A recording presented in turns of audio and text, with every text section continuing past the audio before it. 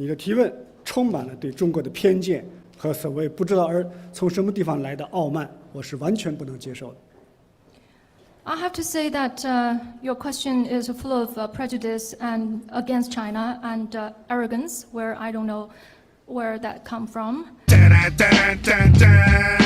Apart from being a useful word in general, 傲慢 is a great example of the type of vocabulary you will not learn from textbooks, you will not learn from official vocabulary lists, you will not learn from university courses, but it is in fact a word in very frequent, very common usage that you need to know.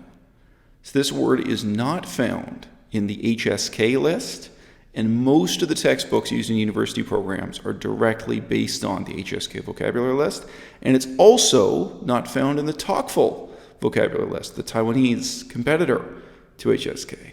So this is a really important, really commonly used word that the politician employs here that you need to know in Chinese. But there's this strange implicit sense of censorship in terms of what gets into the textbooks and what doesn't. So this kind of slightly insulting vocabulary just does not make it into the lessons for foreigners. And it's a word you really need to know. So this is one of many reasons why studying the Chinese language as it is used by members of the Chinese Communist government is useful and instructive. Of course, we also learn something about the reality of the political situation in China. So the sentence he says, and you're going to hear it again later in this video, or if you want to, you can rewind, of course, and hear it again at the start of the video, is 我不知从什么地方来的傲慢. Now he says it much more rapidly than I do.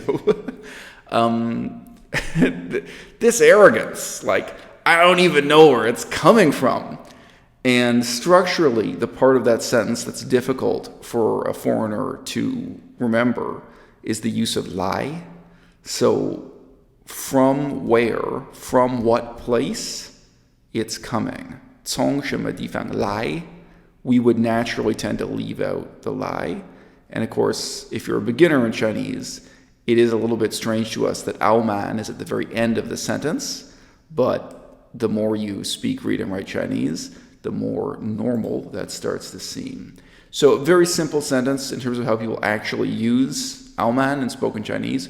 他太傲慢了. So it's very clear that this is complaining. It's not merely a descriptive statement of fact. It has a negative connotation.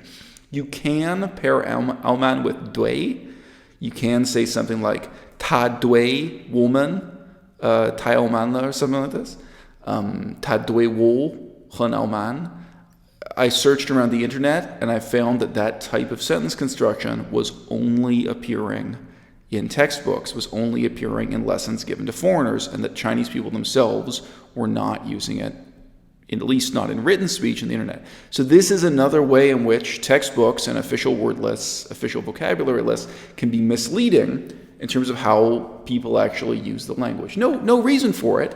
I'm not saying you can't pair 傲慢 with 对, but it's worthwhile to take that moment and check if the examples you're working from in a dictionary or textbook, if they're misleading or not. In this case, they are. But there's a simple usage of 傲慢.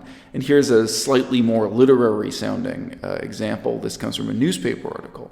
So the arrogance and bias of the concept of pure literature, right? 春, the same 春 we know from 春书, 春文学的傲慢与偏见.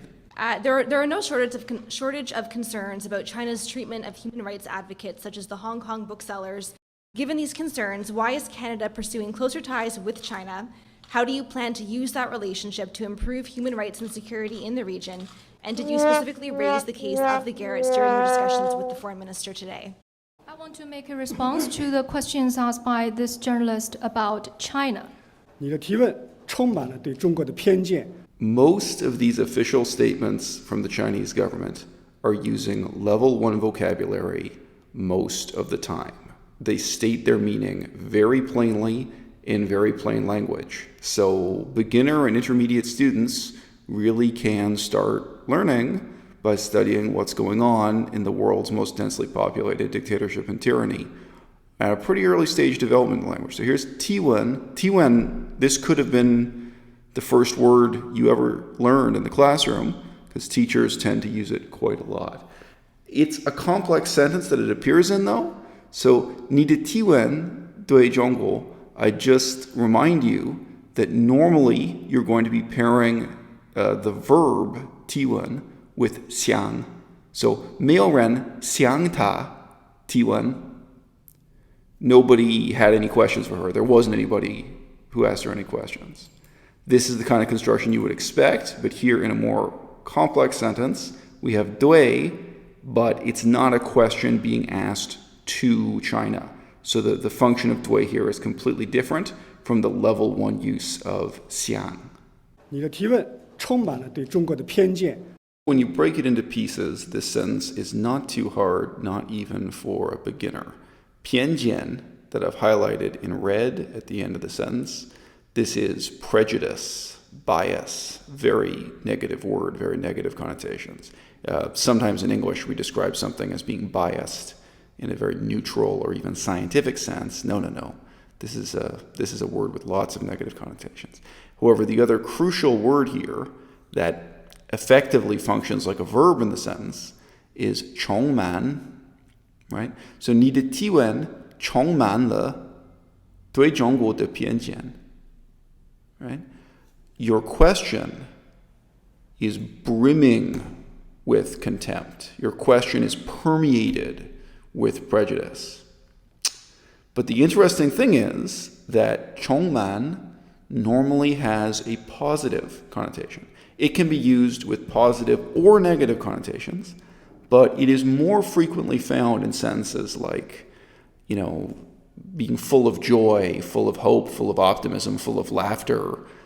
His smile was full of warmth, this kind of thing. 和所谓不知道从什么地方来的傲慢，我是完全不能接受的。你去过中国吗？ So you get here a sense of the brutal simplicity of the Chinese authoritarian style, and it makes it much easier for level 1 students to approach. He's here saying, in the simplest terms possible, have you ever even been to China? Obviously meant as a reproach to the journalist. In reality, if the journalist would then say that she's actually lived in China for 10 or 20 years and has a PhD in the topic, he's still going to reject her opinion, so it's really irrelevant, it's just rhetoric. 你知道中国从一个一穷二白的面貌，把6亿以上的人摆脱了贫困吗？你知道中国现在已经成为人均$8000的一个世界第2大经济体吗？ This 4-character phrase you see on screen has been used at least since 1956, when it was written by the dictator Mao Zedong himself. And this gives the sense of the Chinese people being poor and blank, literally poor and white, but this is white in the sense of a blank sheet of paper specifically. So Chinese is full of these 4-character phrases that normally harken back to a specific literary source. In this case, this is specifically Chinese communist authoritarian jargon. So this line of reasoning, this type of excuse-making, still very common with American left-wingers, with European socialists and communists. Any evils on the part of the Chinese government can be excused because of this claim that they've allegedly lifted people out of poverty and backwardness, we might say in English. But when the question is asked, why don't these people get to vote? Why don't they have elections? Why don't they have freedom of speech? Why can't they criticize the government in newspapers? Oh, well, do you even realize that we helped to lift 6 million people out of poverty? 如果我们不能够很好的保护人权的话，中国能取得这么大的发展吗？你知道中国已经把保护人权列入到我们的宪法当中吗？ As you learn more and more vocabulary in Chinese, you also learn more ways to structure a sentence. And that's why you have to learn each piece of vocabulary along with some examples of how it's used and how it is not used. So 当中 here does not appear at the beginning of the sentence the way most locative particles do, the way you normally state the location of something. So he leaves it until the end of the sentence to say, don't you even know that human rights are protected in the Constitution of China? Okay, so 宪法, Constitution, and you could guess the meaning here because 法 is law, also used to mean France. France is the country of laws, 法国. So, Xianfa Constitution. In the Constitution, human rights have been protected. So it's a little bit of a complex sentence structure with ba. All right, I admit, this is not an easy sentence. They're not all easy, guys. But in the Constitution, human rights are already protected. Don't you even know that? Well, I encourage all of you to take the time to read the Constitution of China. You're in for some big surprises because according to the Constitution, everyone in China also gets to vote. They get to elect the government. So there are a lot of things promised to you in the Constitution of China, rights that people don't get to exercise, privileges the people of China have never received. But sure, your human rights, along with and including universal suffrage and the right to vote, are written down on paper in the Constitution of China, where they are ignored by everyone, not just this particular journalist. 我要告诉你，最了解中国的人权的状况，不是你，而是中国人自己。你没有发言权，而中国有发言权。 Do you know that China has written protection and promotion of human rights into our constitution? And those who other people don't know better than the Chinese people about the human rights condition in China. And it's the Chinese people who are in the best situation, in the best position to have say about China's human rights situation. So I would like to suggest to you that please don't ask questions in such an irresponsible manner.